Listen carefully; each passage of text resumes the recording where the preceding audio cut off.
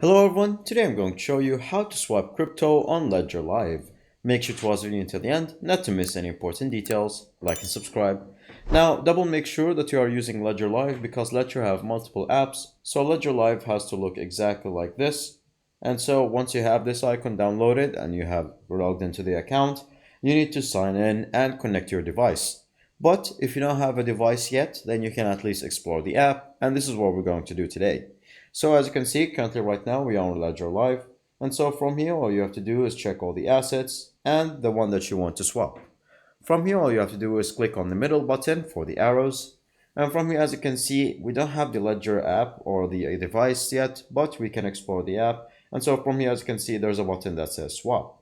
Once you click on the button that says swap right there, it's going to show you only simply the both cryptocurrencies that you would like to exchange. So you're going to see Bitcoin and Ethereum just tied to each other. And so once you click on it, then you can just simply click on receive however much amount you would like. And then once you click on swap, it's going to show you the amount of fees that you have to pay, and then it will send directly. And that's pretty much it. Thank you guys for watching. See you next time. Bye bye.